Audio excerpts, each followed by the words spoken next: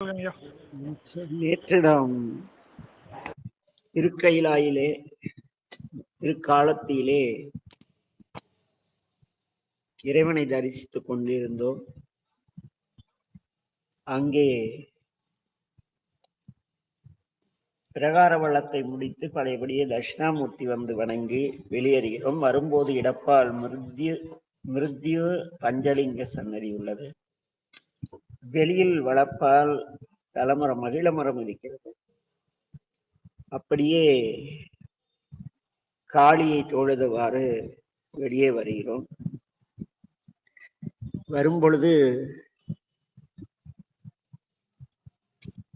எதிரிலுள்ள கோபுரத்தை தாண்டி வெளியேறி இடப்பக்கம் திரும்பி கைலாசகிரிக்கு செல்ல வேண்டும். இதை மக்கள் கண்ணப்பர் மலை என்று அழைக்கிறார்கள். ஏறி செல்ல நல்ல படிகள் உள்ளன, அதிக உயரம் கிடையாது. மேலேறி சென்றால் சிறிய சிவலிங்க சன்னதியை தரிசிக்கலாம். அங்கே கண்ணப்பர் சன்னதி உள்ளது.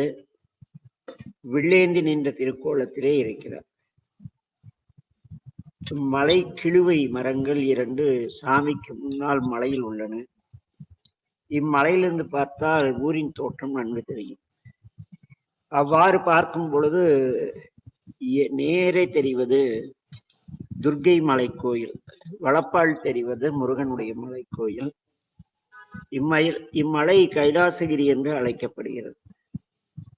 கண்ணப்பருடைய திருவடி தோய்ந்த இடம்.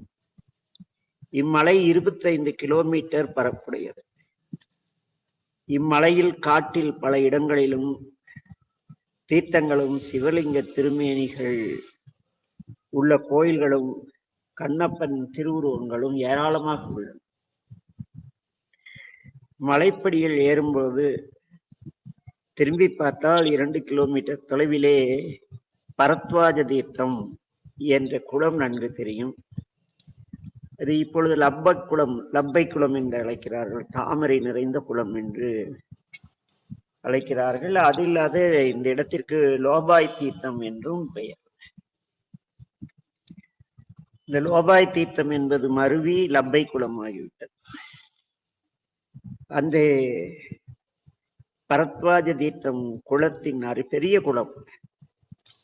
குளித்தால் அவ்வளவு சிறப்பாக இருந்தது. அங்கே சென்று பார்த்தால் அங்கே கரையிலே அந்த பரத்வாஜ மகரிஷி தவம் புரிந்த கோயில் உள்ளது. சிவலிங்க திருமேனியும் பரத்வாஜ மகரிஷியின் திருவுருவமும் கோயிலில் உள்ளன. இவ்விடத்தை உள்ளூரில் இருப்பவர்கள் லோபாய் தீர்த்தம் என்று வழங்குகிறார்கள். அந்த மலையின் மீது நாங்கள் சென்ற பொழுது ஒரு துறவியார் இருந்தார். அவருடைய விரல் நகங்கள் ஒரு 3/4 மீட்டர் அவ்வளோ நீளமா, ஒரு 2 அடிக்கு. பேச மாட்டார். ரொம்ப அருமையான மௌன சுவாமிகள்.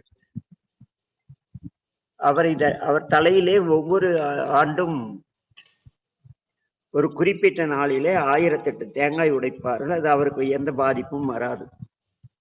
இது அங்கு நடந்து கொண்டு வருவதாக அம்மூர் மக்கள் கூறினார்கள். நாங்களும் அந்த மகரிஷியை தரிசித்து அவருடைய கரங்களால் ஆசீர்வாதம் பெற்று அப்படியே சென்று சற்று மலையடிவாரத்தில் நீலகண்டேஸ்வரர் திருக்கோயில் உள்ளது. இன்னும் ஒரு இடத்திலே மயூரி தீர்த்தம் என்று ஒன்றும் உள்ளது. 16 கிலோமீட்டர் தொலைவில் உள்ள ஒரு சோலையிலே சகஸ்திர ராமலிங்கம் என்னும் கோயில் உள்ளது. இங்கிடம் பெயருக்கேற்ப கைலாசகிரி பல்வேறு கோயில்களையும் திருத்தலங்களையும் பற்றி சிறப்பாக இருக்கிறது. ஒரு நாள்ல போனோமா காலத்தை அப்புறம் கும்பிட்டோமாலாம் ஒடியாரக்கூடாது. அது அங்க போய் நாம் அந்த அனுபவம் பெற முடியும். என்ன, பொங்கல் விழாவில் ஒரு நாளிலும் பெருவிழாவில் ஒரு நாளிலுமாக 2 நாட்களில் சுவாமி இந்த மலையை 25 கிலோமீட்டர் வலம் வருகிறார். அவ்வாறு வரும் பொழுது மக்களும் குறைந்தபட்சம் 3000 பேருக்கு குறையாமல் உடன் செல்கிறார்கள். இவ்வளம் காலை தொடங்கி மறுநாள் முடிவரும்.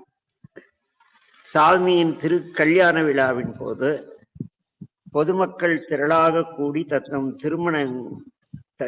திருமணங்களை சந்நிதியில் செய்து கொள்ளும் வழக்கம் இத்தலத்தில் இருக்கிறது. தட்சிண கைலாசம், அகண்ட வில்வாரண்யம், பாஸ்கர சேத்திரம் என்று புகழப்படும் இத்திருத்தலத்திலே உள்ளே நுழைவதே முத்தி என காலத்தி பிரவேச முத்தி என்பார். காலத்தி போய் நுழைந்தாலே போதும், முத்தி கிடைத்திடும். காசி போய் சாக வேண்டாம். யாரும் காசி போய் சாவறதில்லைன்னு வச்சுக்கோங்க.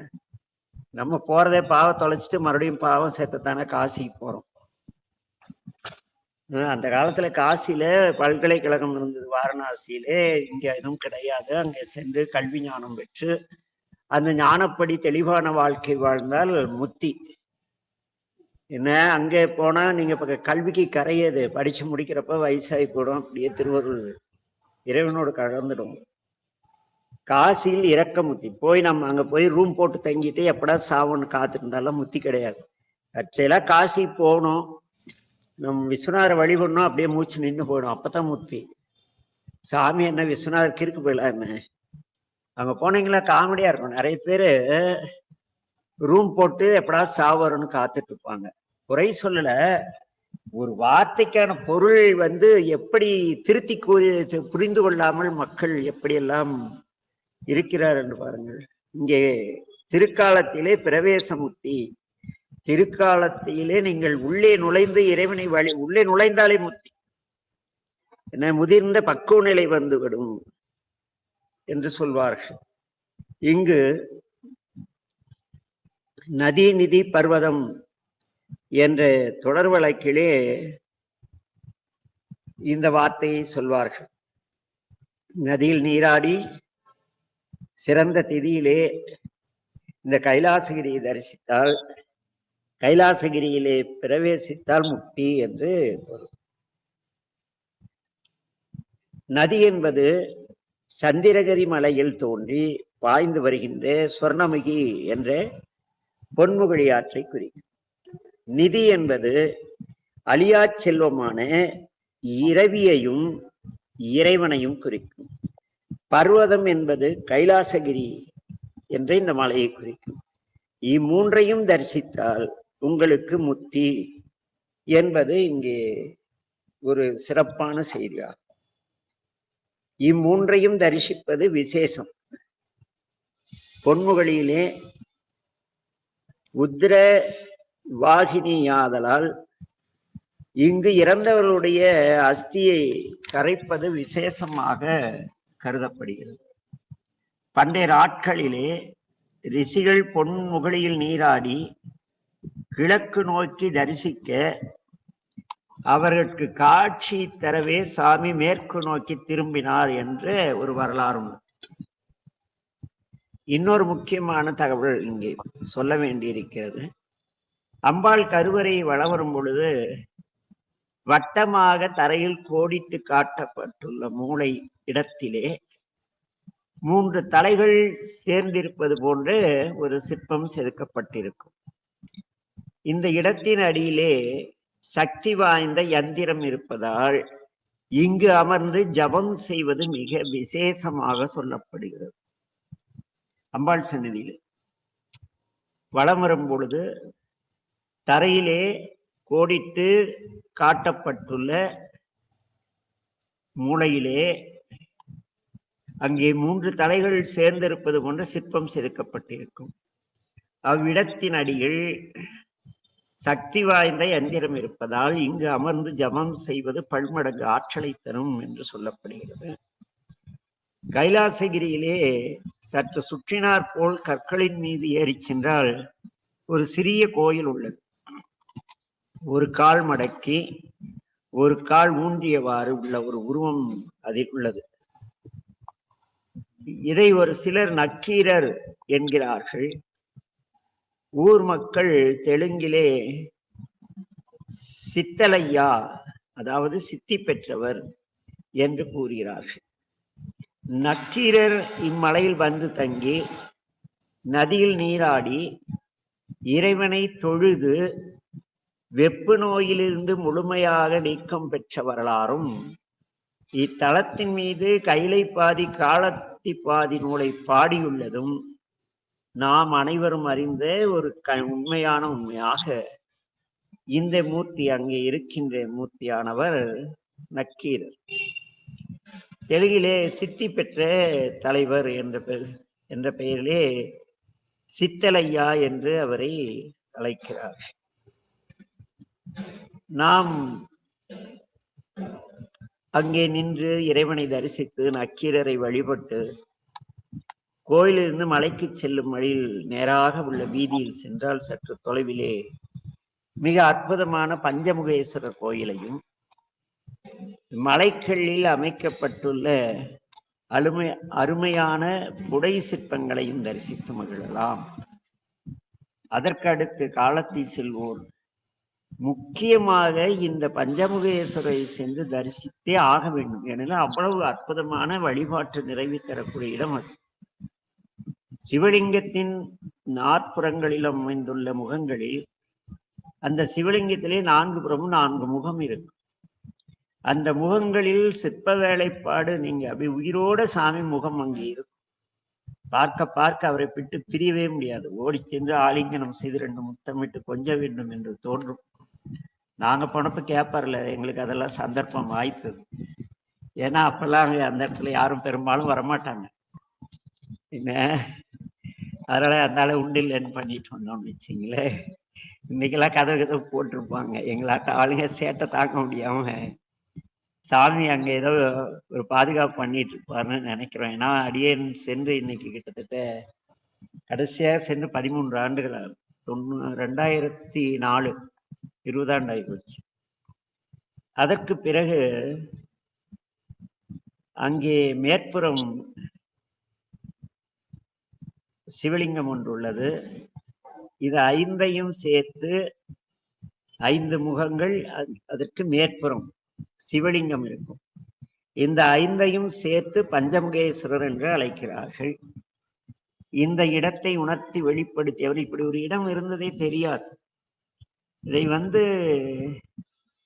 ஸ்ரீ காஞ்சி காமகோடி பீடாதிபதி ஜெகத்குரு சந்திரசேகர பெரிய அவர்கள் இங்கு வந்த பொழுது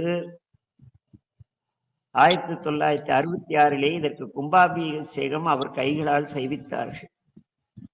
புடைச்சிற்பங்கள் கண்ணுக்கு பெரிய விருந்தாக இருக்கின்றன. பஞ்சமுகேஸ்வரர், பார்வதி திருமணம், முருகன், நர்த்தன கணபதி, ஆலிங்கன ஈசன், நந்தி, சிலந்தி, யானை, பாம்பு முதலியவை வழிபடும் காட்சி, வியாக்கிரபாதர், பதஞ்சலி, நடராஜர், வேடன், பிட்சாடனர், ராவணன், தட்சிணாமூர்த்தி, ஏகபாதர், மச்சாவதாரம் முதலிய அனைத்தும் இங்கே புடைச்சிற்பங்களாக மலைப்பாறையின் கீழும் மேலும் செதுக்கப்படும். அது என்ன புடைச்சிற்பங்கள் என்றால், நீங்கள் நாமக்கல் சென்றால் அங்கே அப்படியே மலையை குடைந்து அதிலே நரசிம்மரை செய்திருப்பார்கள், ரங்கநாதரை செய்திருப்பார்கள்.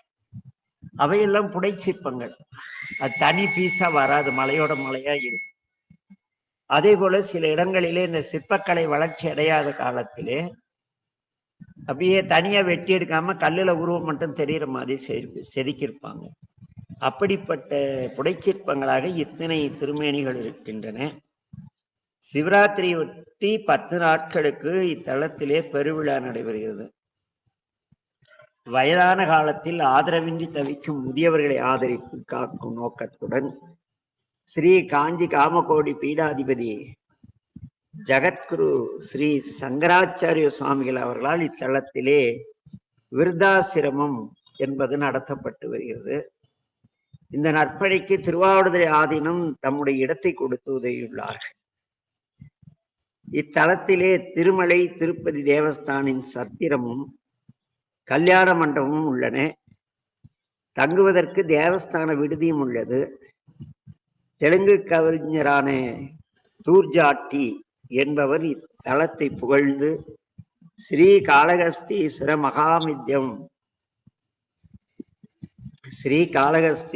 மகாத்மியம் என்ற ஒரு அற்புதமான கவிதை நூலை தெலுங்கில் எழுதியுள்ளார். அதே போல வீரை நகர் ஆனந்த கூத்தர் பாடிய திருக்காலத்தி புராணமும் கருணை பிரகாசர், ஞானப்பிரகாசர், வேலப்பதேசிகர் ஆகிய மூவரும், அதாவது கருணை பிரகாசர், ஞானப்பிரகாசர், வேலப்பதேசிகர் என்ற 3 ஞானிகளும் திருவாவடுதுறை சார்ந்த ஆதீனங்கள் பாடிய தலபுராணமும் இத்தலத்திற்கு உள்ளன. சேரை கவிராயர் உலா என்ற ஒரு பாடலும் இத்தலத்திற்கு உண்டு. விஜயநகர காகதீய மன்னர்கள் காலத்திய கல்வெட்டுக்கள் நிறைய உள்ளன. இறைவனுக்கு தென் கைலாயமுடையார், திருக்காலத்தி உடைய நாயனார் என்று குறிக்கப்படுகிறார் அந்த கல்வெட்டுக்களிலே. 1ஆம் குலோத்துங்க சோழன் காலத்து கல்வெட்டிலே காலத்தி உடையான் மரக்கால் என்ற ஒரு அளவு கருவி இருந்ததாக குறிப்பிடப்பட்ட கல்வெட்டிலே இருக்கிறது. இப்படி ஒரு அற்புதமான சிறப்புகள் நிறைந்த திருத்தலம் திருக்காலத்தி. ஏதோ டூர் போயிட்டு கும்பிடுற ஊர் கிடையாது. ஒரு நாள் தங்கி வழிபட்டோம். ஒரு நாள்லாம் பத்தாது, இருந்தாலும் அவதியா ஓடி கூடியல. ஒரு 3 நாள் இருந்தா சிறப்பு. இங்கே ஞானசம்பந்த பெருமானுடைய பாடல் அற்புதமாக இருக்கும். சந்தமார் அகிலோடு சாதி தேக்கம் மரம் உந்துமா முகலியின் கரையினில் உமையொடும் மந்தமார் பொழில் வளர் மந்தமார் பொழில் வளர்மழ்கு வன்காலத்தி எந்தையார் இணையடி என் மனத்து உள்ளவே என்றும் வானவர்கள் தானவர்கள் வாதைபட வந்தொரு மாகடல் விடம் தான் அமுது செய்து அருள் புரிந்த சிவன் மேவு மலை தன்னை வினவில் ஏனம் இளமானினோடு கிள்ளை தினை கொள்ள எழிலார் கவனினாள் காணவர்த்தம் மாமகளிர் கனகமணி விலகு காலத்தி மலையே என்பார். இந்த தேவர்களுக்கெல்லாம் அந்த ஆழகால விஷம் வந்த பொழுது அந்த விஷத்தை அறிந்த பெருமான் இருக்கக்கூடிய மலை எதுவெனில் இந்த திருக்காலத்தி மலையிலே தினை விதைத்து காய வைத்துள்ளார்கள். அதை கிள்ளைகளும் மானும் பிற உயிர்களும் அதை சாப்பிட வருகின்றன. அந்த மகளிர் தங்கத்தாலான மணிகளால் அவற்றை விரட்டுகிறார்கள். அவ்வளவு சிறப்புடையது காலத்தி மலை என்று ஞானசம்பந்த பெருமான் மிக சிறப்பாக பாடுவார்.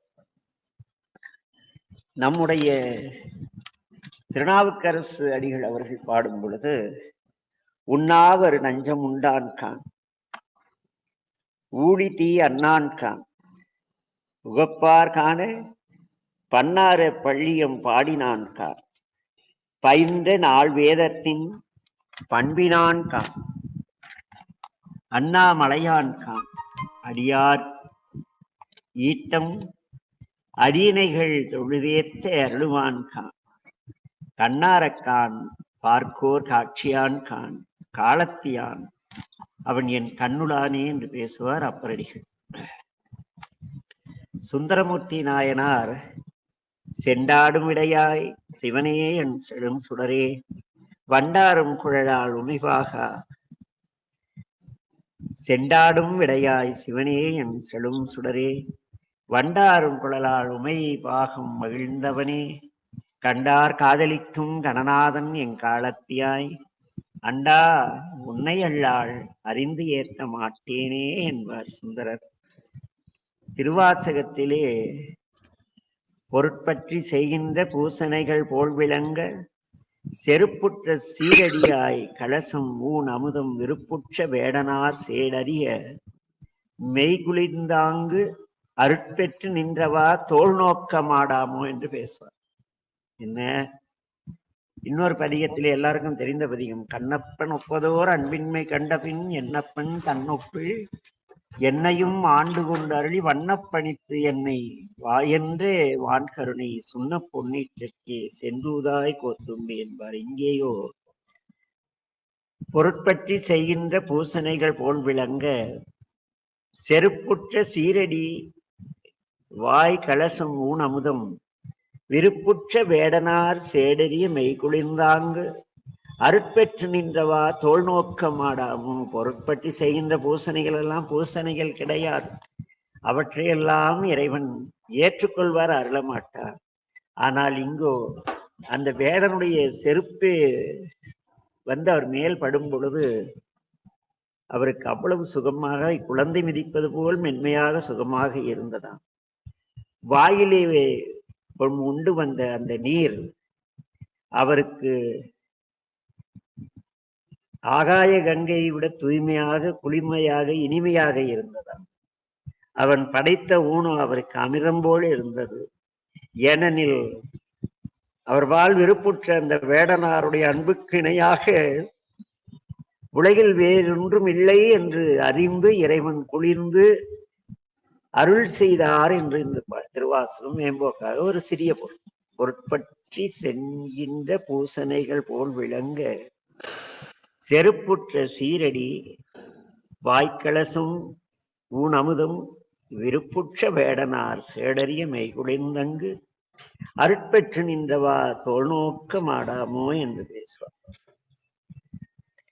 அதே போல நீர் கொன்ற புலம் பூங்கொன்றை நெடுஞ்சுடை வனத்தொடுத்த சீர்கொன்ற பொழித்தோர்க்கு அஞ்சி சென்று பூக்கு ஒளிப்பத்தாவும் ஏர்கொண்ட உலகினங்கள் திலங்கிய திருக்கரத்து கார்கொண்ட பொழில் காலத்தி கடவுளை மனத்துள் வைப்பாம் என்று நக்கீரர் பேசுவார். அதாவது இந்த பாடல் சுருங்கிய பொருள். சாமி புலித்தோல் அணிந்திருக்கிறார், ஆனால் அவருடைய கையிலே இருக்கின்ற மான்கள் புலி வந்ததோ என்று அஞ்சி போய் சாமி மேல் முகத்தை பார்க்கலாம், காப்பாற்றுங்கள். அப்படிப்பட்ட இறைவனை என்ன செய்யும்? என் மனத்துள் வைப்போம் என்றும் அந்த ஞான பூங்கோதையை பாடும் பொழுது பூமகள் இறைஞ்ச நெற்றி புது மணி திலகம் தோய்த்து தாமரை தருமுகத்தோர் தான் பெற படிகளங்க மாமதி புறையும் அங்கேள் வயற்குதிர் மலத்தாள் குன்ற கோமலரும் ஞான பூங்கோதையை வணக்கம் செய்வாம் என்று பேசுவார் நக்கீரர். இது இன்னொரு சிறப்பு உண்டு. என்ன, கைலை தரிசித்து எவ்வளவு சிறப்போ அதுபோல தெரிந்தோ தெரியாமலோ அறியாமலேனும் அறிந்தேனும் செய்த செரிகின்ற தீவினைகள் எல்லாம் நெறி நின்று நன்முகில் சேர் காலத்தினாதன் அடிபணிந்து பொன்முகழி ஆடுதலும் போம். இங்கே வந்து இறைவனை வணங்கி பொன்முகழியிலே நீராடி கரை சேர்ந்தால் தெரிந்த வினையும் தெரியாமல் செய்த வினையும் அனைத்தும் என்னாகி போகும்? எல்லாமே காணாமல் போய்விடும், நீங்கிவிடும். தீவினைகள் எல்லாம் நெறிநின்று என்னாகும்? அறியாமலேனும் அறிந்தேனும் செய்த நெறிநின்ற தீவினைகள் எல்லாம் செரிகின்ற தீவினைகள் எல்லாம் நெறிநின்று நன்முகள் சேர் காலத்தினாதன் அடிப்பணிந்து பொன்முகழி ஆடுதலும் போம். நீங்க போய் இறைவனை வழிபட்டு பொன்முகலை மூழ்கினால் அந்த நீரிலே உங்களுடைய நல்வினை, அந்த தீவினைகள் எல்லாம் அடித்து போய்விடும் என்பது நக்கீரர். அடுத்ததாக இன்னொரு பாடல் கண்ணப்பர் தேவர் திருமரம் என்பது அந்த பாடலின் சிறப்பு. தந்தையாந்தாய் தந்தை நாகனாம் தன் புறப்பு பொத்தப்பி நாட்டு உடுப்பூர் வேடுவனாம் தித்திக்கும் தின்னப்பனாம் சிறுவேர் பெய்தவத்தார் காலத்தி கண்ணப்பனாய் நின்றான் கான் என்று வரும். மிக சிறப்புடைய திருத்தலம். நம்முடைய அருணகிரிநாத பெருமான் இங்கே சிரத்தானத்தில் பணியாதே செகத்தார் பற்றி குறியாதே வருத்தாமல் ஒப்பிலாதன மலர்த்தாள் வைத்து எந்தனை ஆழ்வாய் நிறுத்தா கத்தா துவேதேசா நினைத்தார் சித்தத்துறைவோனே திருத்தாள் முத்தர் கருள்வோனே திரு காலத்தி பெருமானே என்று பேசுவார். இது முத்தி தரும் தேர்த்தம் என்பதால் இங்கு முருகப்பெருமானை வழிபட்டோருக்கும் முத்தி கிடைக்கும் என்பது இந்த பாடலின் பொருள். அருட்பிரகாச வள்ளலார் இங்க வந்து பொழுது எல்லலரும் கோலத்தி நீக்கும் குணத்தார்க்கு அருள் செய்து திரு காலத்தி ஞான களஞ்சியமே. அதாவது கோள்களால் வருகின்ற எல்லா துன்பங்களையும் நீக்குகின்ற குணத்தை உடையவராக இங்கு அருள்மிகு காலத்திநாதன் ஞான களஞ்சியமாக இருக்கிறார் என்று பேசுவாராக. திருக்காலத்தி ஒரு அற்புதமான திருத்தலம், சென்று தரிசிக்க வேண்டும். தரிசனத்தோடு அங்கு இருந்த நிகழ்வுகள் ஒவ்வொரு இடத்தில் இருக்கும் பொழுது நாம் இந்த இடத்தில் இது, இந்த இடத்தில் இது என்று ஒவ்வொன்றாக சிந்தித்து இறையருளை பெற வேண்டும் என்று கூறி, இது அப்படியே மெதுவாக நாம் இப்பொழுது கிளம்பினால்தான் நாளைய திருத்தலம் சென்னையில் உள்ளது வந்து சேர முடியும். எனவே பதிவை நிறைவு செய்கிறோம். எல்லோரும் காலத்தை சென்று காலத்தை கண்ணுதலை வழிபடுதல் மிக சிறப்புடையது. என்னுடைய வாழ்க்கையிலே காலத்தினாதர் எவ்வளவோ இடையூறு காலங்களில் எல்லாம் என்னை அவராக அழைத்து சென்று எமக்கு அருளியிருக்கிறார். என்ன அதையெல்லாம் நினைவு கூற காலம் பத்தாது. ஆக இது அதற்கான தலமும் கிடையாது. நாம் இப்பொழுது தொண்டை நாட்டு திருத்தலங்களை தரிசித்துக் கொண்டு 19வது திருத்தல யாத்திரையை இப்பொழுது நிறைவு செய்கின்றோம். மீண்டும் நாளை மிக முக்கியமான ஒரு திருத்தலத்தை, மிக முக்கியம் என்றால் எப்படி என்றால், இறைவன் அன்புடிவானவன், இறைவன் யாரையும் தண்டிக்க மாட்டார், என்ன தவறு செய்தாலும் தண்டிக்க மாட்டார் என்று அப்படி தெனாவெட்டாக தெரியக்கூடிய என்போன்றும் கோழிகளுக்கு இறைவன் என்ன செய்வார் என்று கற்றுக் கொடுத்த திருத்தலம் அது. நாளை அங்கு செல்வோம். நமச்சிவாய் வாழ்க, எல்லா உயிர்களும் இன்புற்று வாழ்க. திருச்சிற்றம்பலம். நமச்சிவாய வாழ்க ஐயா. நமச்சிவாய வாழ்க ஐயா. எல்லாருக்கும் நமச்சிவாய. நமச்சிவாய வாழ்க ஐயா. நமச்சிவாய வாழ்க. எல்லாருக்கும் நமச்சிவாய. கைலாஸ் இருக்காரா, கிளம்பிட்டாரா? ஐயா நமச்சிவாய வாழ்க. கொஞ்சம் டிராவல்ல இருக்கீங்கயா? சரி கண்ணு. நமச்சிவாய வாழ்க. அந்த அம்மா இதையெல்லாம் அப்படியே ஆடியோ போட்டு லெட்டர்ஸா டைப்பிங் பண்ணிட்டு இருக்காங்க போல. சரிங்கய்யா. ஒரு அம்மா ஒரு பத்திரிகையில பணியாற்றுறாங்கல்ல, ஞானச்சுடர்ல ஒரு அம்மா பணியாற்றுறாங்க. அந்த அம்மா ஏதோ செஞ்சிட்டு இருக்காங்க. சரி, திருவருள் ஏதோ செய்யட்டும். எல்லாரும் இன்புற்று இருக்க நினைப்பது வேண்டி வேறொன்றறியேன் பராபரன். நமச்சிவாய வாழ்க, எல்லா உயிர்களும் இன்புற்று வாழ்க. திருச்சிற்றம்பலம்.